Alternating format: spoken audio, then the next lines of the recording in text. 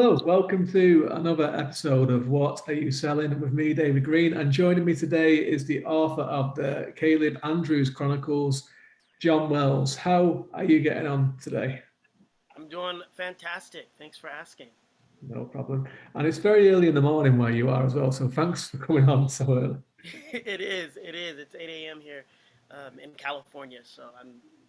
Well, But I was going to feel sorry for you, but you're in California, so it's nice weather. So, I don't. you can only feel so bad, right?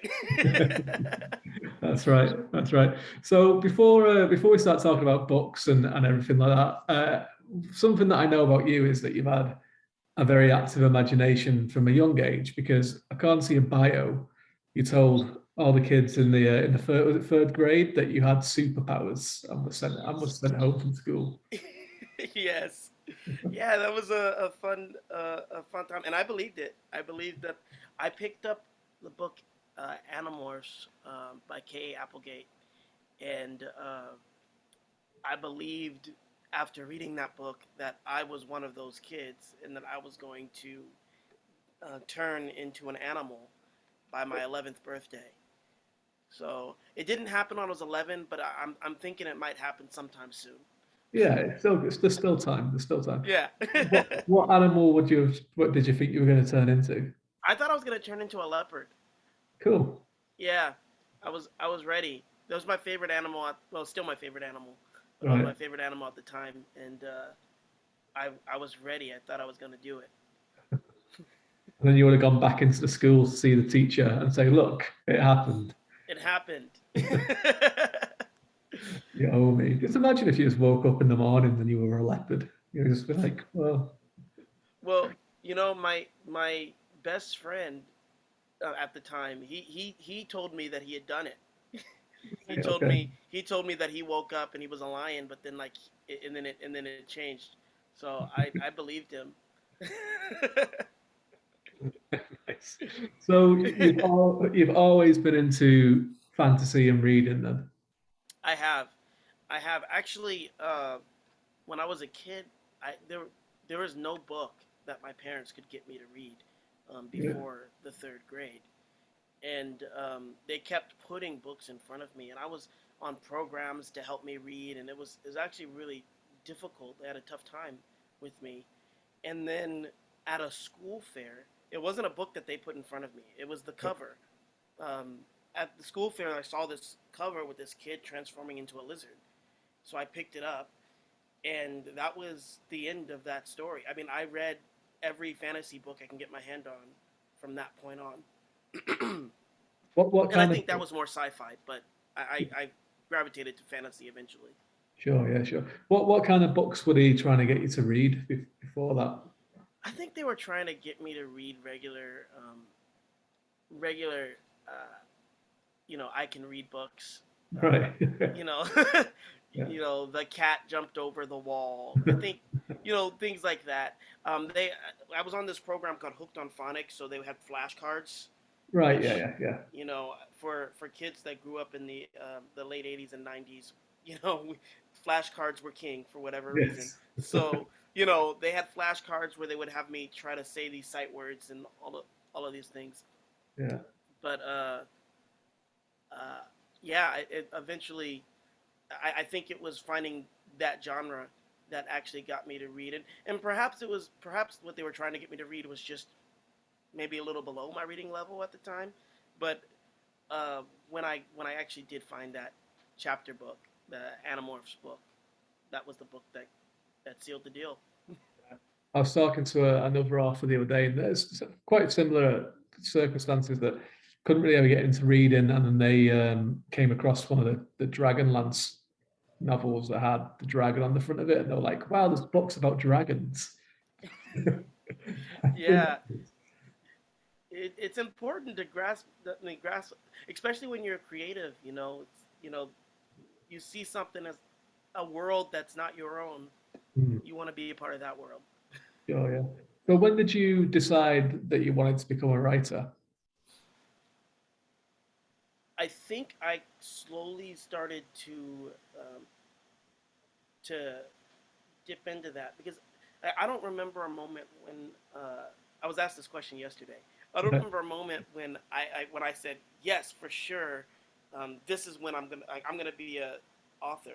But I remember in high school telling my teacher that I was going to be an author as an excuse not to read, as an excuse not to read the stuff that he was trying to get me to read. Uh, I remember saying, I just want to write my own stuff. So I remember writing stories as early as the third grade when I did a book report that was not my book report. You might see a pattern here. I did a book report that was not my book report. I wrote a story. It was really original. It was called Teenage Mutant Ninja Lizards. And I remember, I don't remember what the story's about, but I remember drawing some type of picture with lizards and all of that stuff. And that was the first story I remember writing, which was supposed to be a book report. And somewhere between then and my senior year of high school, I had decided that I was going to be a writer. When did you start trying to do it then? Did you do any kind of creative writing, or did you just do it in your own time? Yes. So in high school, well, all throughout high school, I would write comic books. Um, I would write.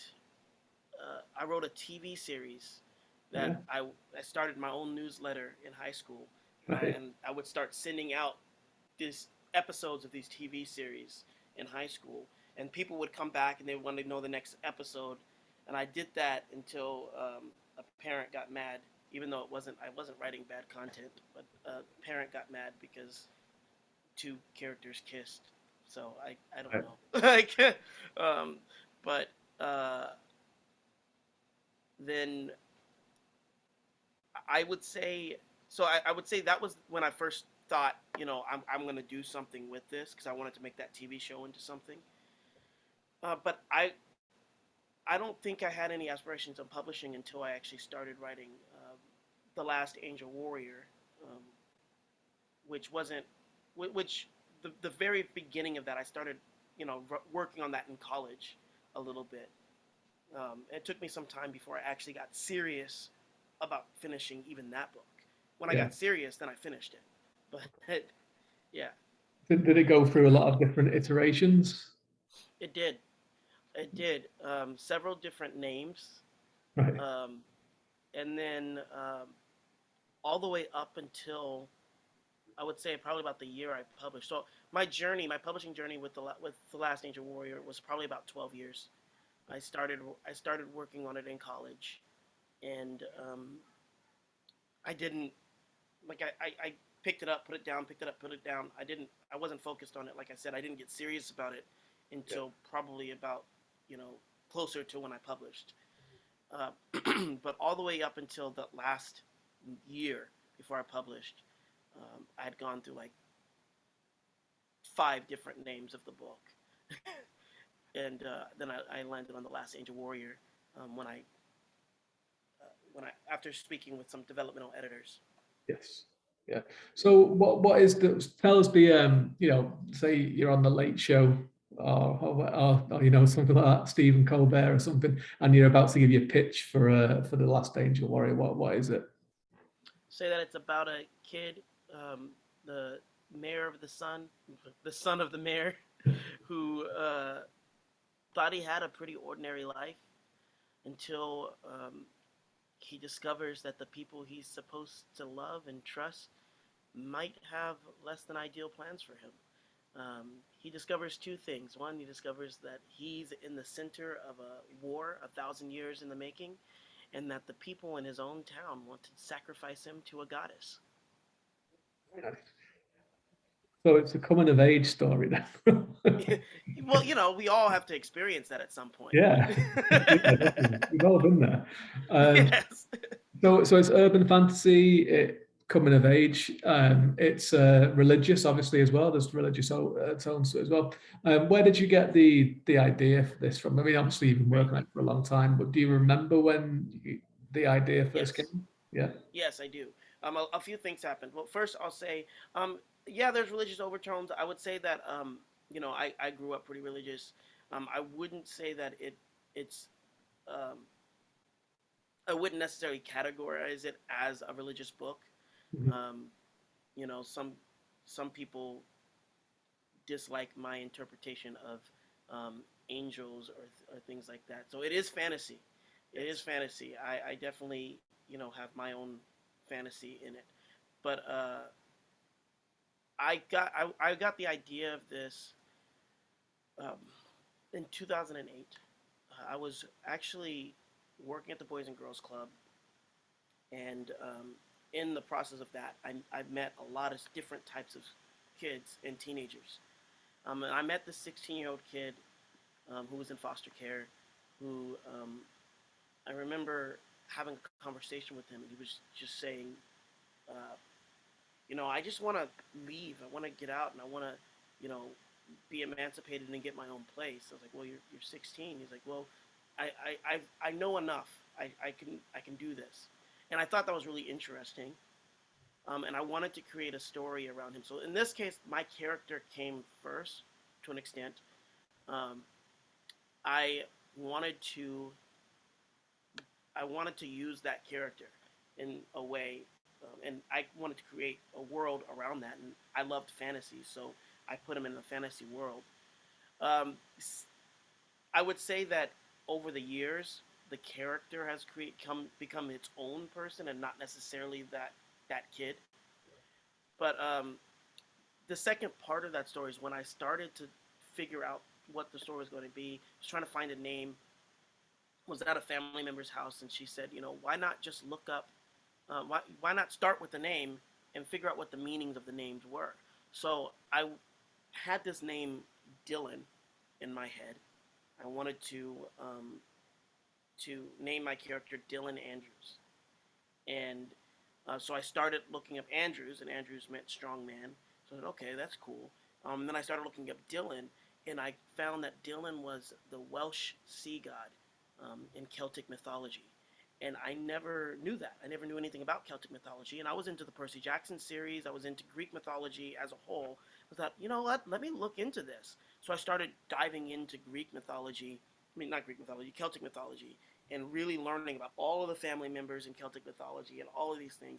And I wrote this story about Dylan and his life and all of this stuff.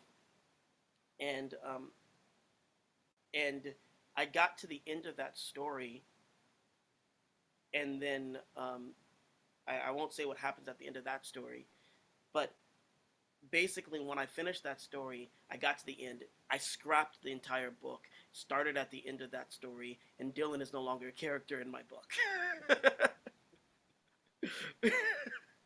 That's the creative process sometimes, isn't it? Yes.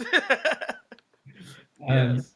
has any of those ideas worked their way into the story though? Are they still there in your head? Yeah. Yeah, I would say that is definitely that story that I wrote is definitely the basis of this entire series. Right. So um, different aspects of that story show up, and both of the books that I have right now, they show up, and they'll show up throughout the entire series because Yeah. it's the basis of this story. Yeah. So the last Angel Warrior came out pretty much about 14 months, 15 months ago, and then we have the Heir of Ambrose, which is going to be out imminently. When you're watching this show or listening to it on the podcast, it will be out in a matter of days. So why don't you tell us a little bit about that? Great.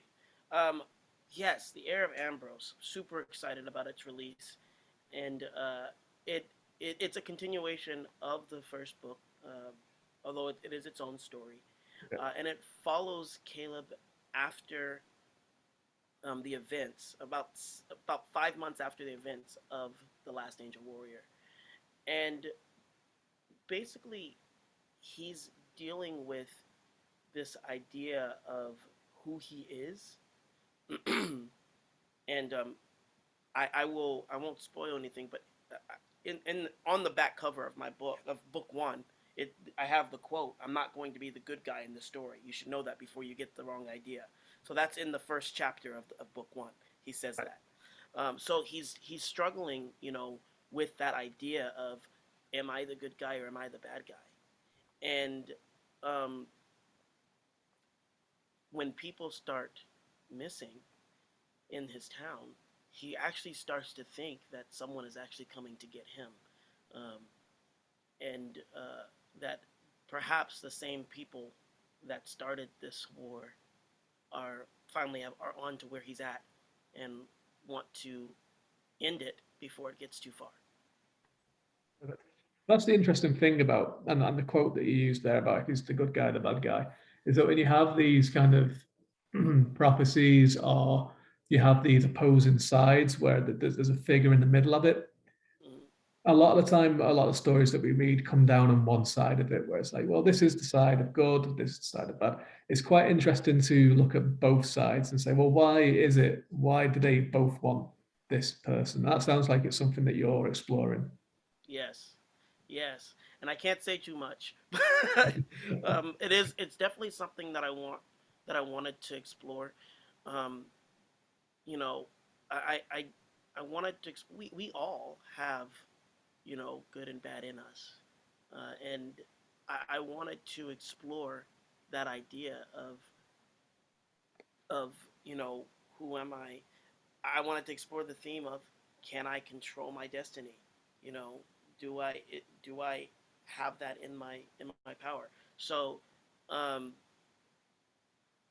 yeah, it's definitely a theme throughout the entire series, as you'll see. Yeah, How many I books? How many books do you think it'll be? think it'll be about 7 books. Okay, I think it'll be good, about 7 books. good number. Uh, yeah, good whole number. Same number as a week. Yeah, read one of them a day for the week. Yeah. That's the way to do it. And obviously, the second book is, I mean, you spent 12 years on the first book, and the second book is coming out about 14, 15 months after the first. So, what did you learn as a writer between writing the two books? Yes. So my first book, I had the privilege of speaking to a school yesterday, fourth through sixth grade.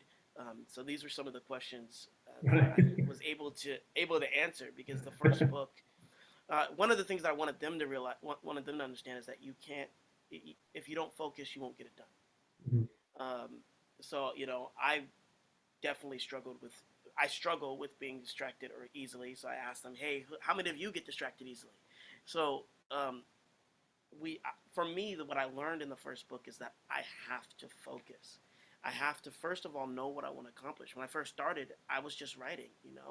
But when it wasn't until I said, you know what, this is what I want to do. This is what I want to get finished. I want to publish this book, that I actually got it done.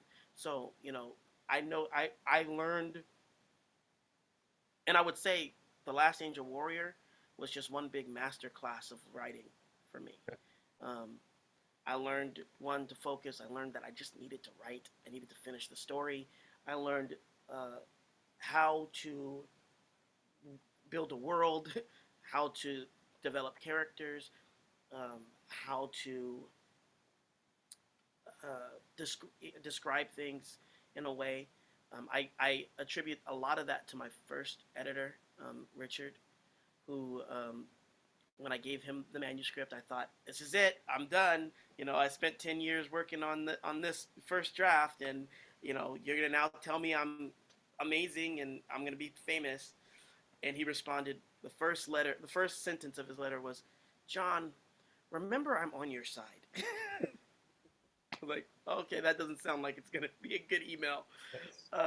But he taught me a lot, and each person that I've worked with since then has taught me a lot about the craft of writing. And I I feel as if the Heir of Ambrose. Um, First of all, let me preface by saying the Last Angel Warrior has done very well. I think it's a well-written book after all of the iterations, after all the editors, after all of everything. It's a very well-written book. I've gotten pretty good ratings on the book. Uh, but I think that the Heir of Ambrose, you can probably see the growth of my writing in the next book. Yeah. And yeah, so I learned that. Now, in the Heir of Ambrose, I learned something else. I learned that I had to let go of perfection. Uh, I wanted to finish this book a lot faster than it took me. It took me a year to finish. and I wanted to finish it a lot faster than that. And the reason why I didn't finish a lot faster than that was because I tried so hard to make the first draft perfect, Yes. and it's just not. It's not going to happen. The magic really happens when you start rewriting, and so that was the second. That was another thing that I learned. Both good points. Yeah. Because when you're writing your first book, you're learning as you're doing Mm-hmm. it, and then but then the real it's kind of like that cliche about learning to drive, where they say you don't learn to drive until you actually start until you've passed your test Yes. out there on your own. And writing the book is like you write the book and you kind of learning the ropes of it. But it's when you Mm-hmm. actually start doing the development edits and start working with an editor, that's when you start to learn it. And you go, okay, well, Yeah. this is the things I need to look at. And you always apply those to the second one. But the Yeah. looking for perfection is quite an important thing as well, because I mean, I do that as well. And it can sometimes, I'm one of these people that will write a chunk and then go back and rewrite it Mm-hmm. before I move on. And thankfully I can do it quite quickly, but it also I can't just do a draft and then go back to it. I have to do it that way for some Yeah. reason, even though I know that once I've finished it and it's gone to my editor and my publisher, it's going to be quite different anyway when we start actually doing the thing, right? Exactly. But I do this thing. I write it and then I go back and I go, how can I? This sentence is okay, but how can I do it a little bit better? And I might spend ages just looking, just staring at it, and just have a notepad and I'll start writing it out in different ways. It's like I don't need to do it. Just get the story down. Get the Just do story the down. story. Yeah, yeah. So, what is next year in 2022? Because obviously, Heir of Ambrose is out in a matter of days. Yes. Um, I presume that you're writing the third book. How is that going? Third book is going great. Actually, I took a little break in between book 2 and 3, and I'm finishing a short story that will be releasing soon as well. Excellent. And really excited about that. It's still related to the series. Gives you a little bit of insight of some of the events that happened before the story begins. So it's a bit of a prequel, and really excited to release that. And then on Monday, I have a writing retreat with my mentor, book coach, uh, developmental editor. That's he wears a lot of hats, and we're going to actually really dive in on some discussion about book 3. And I have a rough outline, but we're going to now get into an in-depth minuscule outline in book 3, and get on the road with that. So book 3 starts this upcoming week. Great. Write and retreat sound ideal. I would love to do one. It's something that I've always wanted to do. Never had the chance to do it, but I would love to do it. John, thank you so much for coming on to the show today and talking to us. For anyone that is watching us on YouTube or listening to us on Spotify Music, sorry, Spotify or Apple Music, because Spotify is just, well, I suppose it's podcast as well because we're on there. Yeah. Where can people find you? Yes, you can find me all over the place. If you wanna, you can find my books on Amazon, as well as Barnes and Noble, but Amazon is the biggest distributor. And you can find my website, www.thecalebandrewschronicles.com. On Facebook, just look up the Caleb Andrews Chronicles, and on Instagram, j.waymanwells. Excellent. Again, everyone who's watching or listening, all of those links will be in the show notes below. So please do check those out. Give them a click, say hello to John, check out his work, and let him know what you think about it. It'll be very appreciated. John, thank you again for coming on. Thank We'll you. have to come on again another time and talk to us and give us an update on how you're doing. Thank you so much. I appreciate it.